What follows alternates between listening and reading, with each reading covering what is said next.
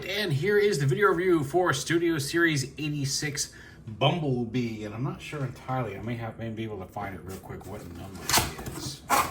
In the Studio Series, he is Studio Series 8629 Bumblebee. So there you go. He is 29 in Studio Series 86. You're gonna hear the paper falling behind me. That was the box he came in. His retail box is still in there. But yeah, here he is. Here he is with his G1 counterpart. So bigger than G1, but still very Penny Racer-esque in shape and design. A little more angled. He's not quite as smooth as, he's not fully licensed Volkswagen. He's a little more squared off. But not so, I mean, if you look really, I mean, in the front maybe a little less. He's not as squared off in hand as he looked in a lot of pictures. So, whatever. The windows are black. I'm sure if you want blue windows, Toy Hacks will resolve that in short order. So yeah, but here he is. He's got big wheels. They're not rubber. They're hard plastic, but big round wheels like his old toy had, and he rolls pretty well. He doesn't have the big shiny silver thing on the back. He does have this peg-in gun, and let's talk about this peg-in gun because I appreciate that they gave it storage back here. Fine, well, dandy, it plugs in. Not really conducive to throwing them in your pocket or carrying them around because very easy to snag that and pop that off on something.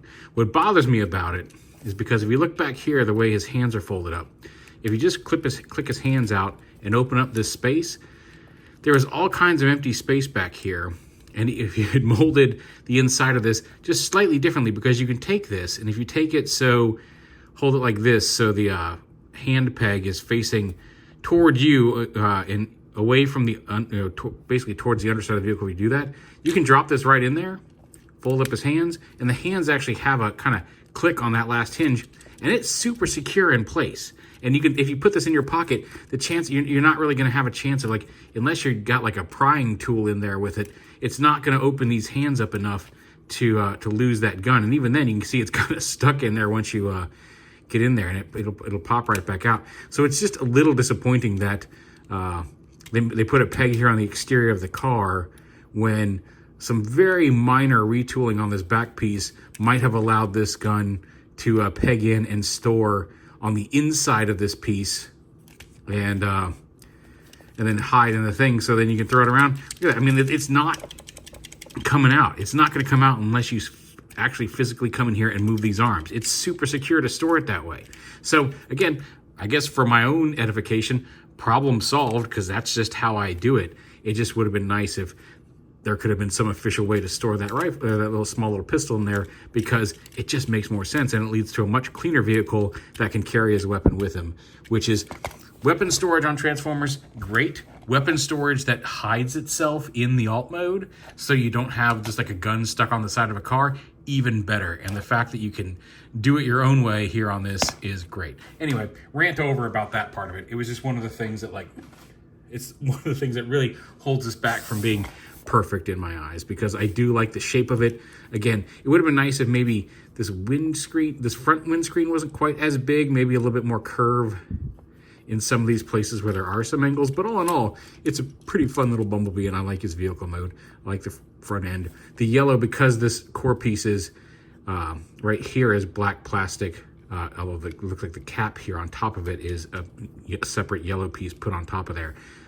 This yellow on these, right here from the rear view mirror up, this strut, and then from like halfway up this strut, you can see where that seam is, this little bit right here. The yellow doesn't quite match in hand. It's a little more egregious directly under the bright LED lights that I'm filming this in, like in hand in the living room. It doesn't look quite as off, but there is just a slight difference color in the yellow, but at least it's not the whole like back end or the whole top, because there's a separate piece on top here. Anyway, enough about minor quibbles. Go ahead and open up his hands, pop the gun out if you stuck it in there. And then you just pop this whole rear piece comes up like this. And then open up this panel here. Come here, you. Put my fingers in there. There we go. Open up this panel here and flip his head out. It's on a separate hinge there like that. You can close that back up. Bring this up. The feet, again, you can unpeg these. bring the whole, extend the leg down, and then this whole piece right here is going to rotate up and around like this to bring the leg up. Now, when you go back to vehicle mode, bend the knee like backwards, so bend forward at the knee like this, and then rotate this whole piece around, because it's going to be a lot easier to get this piece to come all the way up if you do that first than trying to fold it up and then kind of finagle it like this. It'll still get there eventually. You just got to make sure to push on this knee while pushing down on the front to get that to line up right, but it's a whole lot easier if you just angle that knee first when you're folding this up when going back to vehicle mode. But bring the legs down, extend them, flip those yellow pieces out, and then bring the whole hip piece just down and forward like that. And then on the feet, you want to flip this little panel right here down, flip this panel down, and then close this up, and just kind of put your thumb right here to support it while you bring this up, and then tab that on. It doesn't take a whole lot of force to tab this together, but you want to make sure that you don't, when tabbing this on, you don't push this back up. So just, there's a little groove there. You can kind of either put a fingernail in or just put your thumb on, snap that together. Same over here. Flip this up, support it, open this up, close it up, and then get to line up, tab it in, feet are done.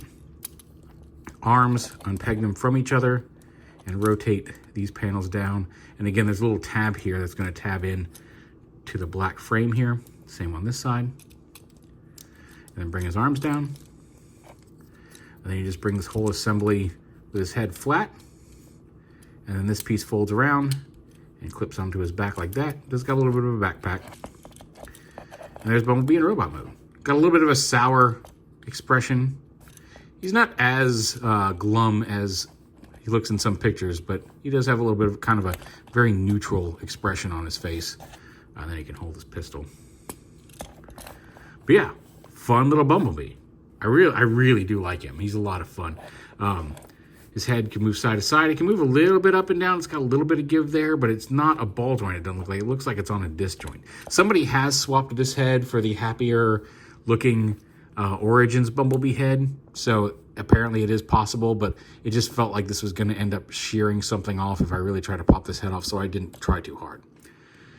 But yeah, ball joint at the shoulder. You got a bicep swivel, hinge elbow, wrist swivel on each arm. You got the waist swivel, dual hinge hip, thigh swivel, knee in a couple places. You got a side-to-side ankle tilt. They're a little above the ankle, but whatever. And then you got, I like that he's got these pieces that flip out to keep his wheels from rolling on his feet. So pretty good range of motion and a really fun little representation of Bumblebee. And speaking of representations of Bumblebee, here he is with his aforementioned G1 figure. This actually is my original old school, got him when I was 7 Bumblebee. Got him at a Dillard's, a little toy section in a Dillard's when I lived in Bossier City, Louisiana in 2nd or 3rd grade. But yeah, he's come with me all over the place. A lot of my Transformers have gone over the years, but that's still my old school Bumblebee. And here he is, my very first Bumblebee and my most recent Bumblebee in the same video. I mentioned Origins Bumblebee. Here he is with them as well. And the yellows aren't a 100% match. Actually, some of the yellow here, like on these support struts, matches this a little better. But like I said, I have seen somebody swap the head off. I don't know if they split it and re-glued it or how they did it, but somebody did put this head on this body, and it looks okay, if that's what you want to do. And then other recent Bumblebees, here he is, just for more size comparison than anything else, with the most recent animated universe Bumblebee from Legacy.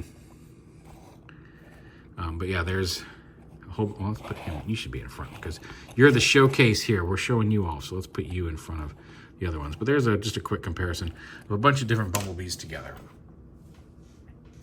Got a lot of them. And this is not anywhere near the number of Bumblebees I have in this house. But yeah.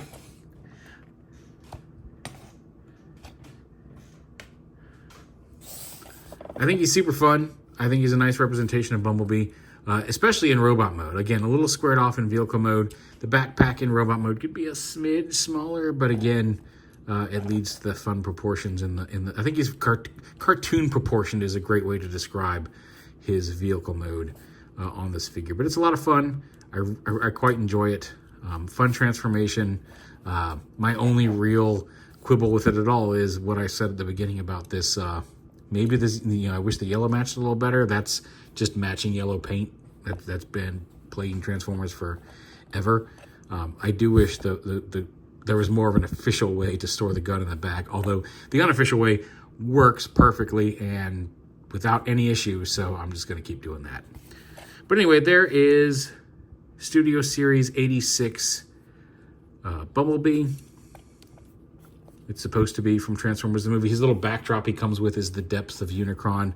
So maybe that explains the expression. This is not supposed to be like Bumblebee on Moonbase 1. This is the description on the back of the box. This is Bumblebee right after he's been just barely rescued from falling into the acid pits in the stomach of Unicron. So that explains his expression, I think, a little bit better than the happy-go-lucky Bumblebee we're used to seeing. Anyway, he's really cool. If you're into Bumblebee or you just like fun Transformers, definitely worth picking up if you see him out and about or you find him online. Absolutely worth it. He's small for a deluxe because he's Bumblebee, but a lot of fun. There he is.